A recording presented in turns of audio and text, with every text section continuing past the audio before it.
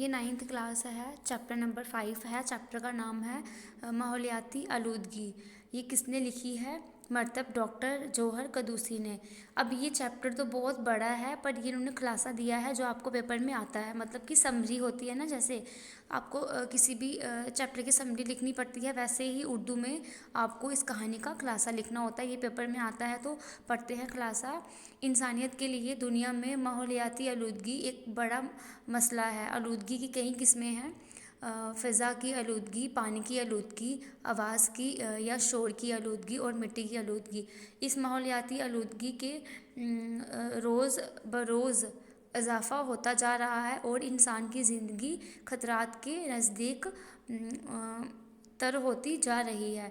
तमाम दुनिया में आजकल एक इकोलॉजिकल तवाज़ुन बिगड़ जाने से तमाम जानदार खतरात से दो चार हैं।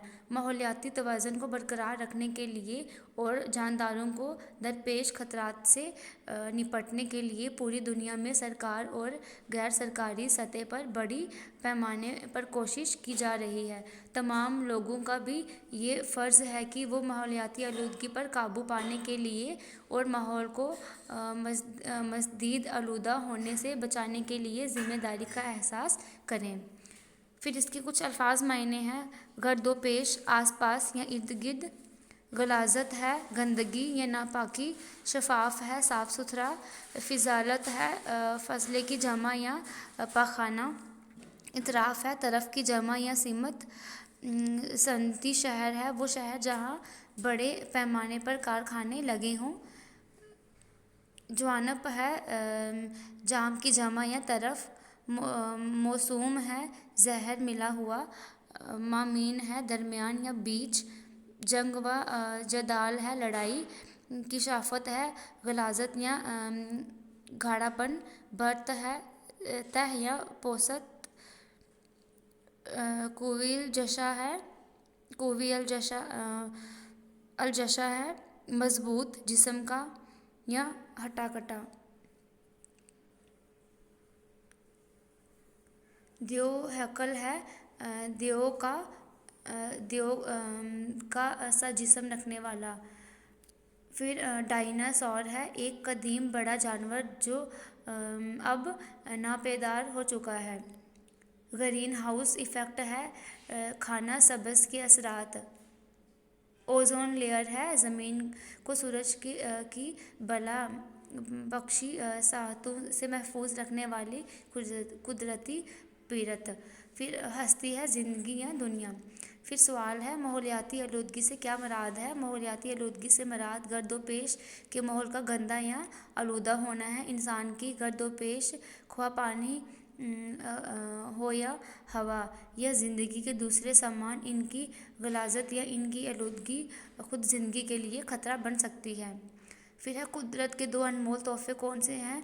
माहौल और आबे हवा कुदरत के दो अनमोल तोहफ़े हैं। जंगलात की कटाई से कौन से खतरात पैदा हो गए हैं? जंगलात की कटाई जिस पैमाने पर की जा रही है, इससे माहौल के लिए मज़ीदा ख़तरा पैदा हो गया है। जंगलात जो बारिश के लिए ज़रूरी है या मिट्टी के कटाव को रोकने में मावन साबित होते हैं या जिनसे सैलाब और दूसरे कुदरती आफात से हिफाजत होती है, नहायत बेदर्दी से काटे जा रहे हैं और इस तरह करा अर्ज़ का इकोलॉजिकल तवाज़ुन बिगड़ गया है। पूरी दुनिया में बारिश का तवाज़ुन भी बिगड़ चुका है और मिट्टी का बड़ा हिस्सा बड़े दरियाओं और समुंदर में जम होता जा रहा है। हर साल सैलाब से लोगों को सख्त नुकसान उठाना पड़ता है। इन तमाम आफात से बचने के लिए जंगलात का होना अशद ज़रूरी है।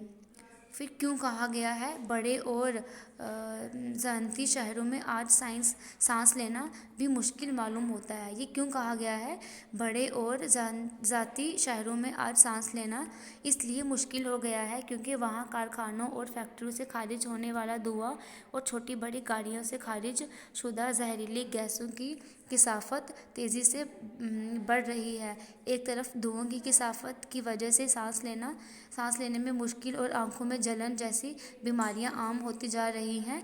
इसके अलावा दूसरी जहरीली गैसों के सबब नहायत ख़तरनाक और जानलेवा बीमारियां पनपने लगी हैं।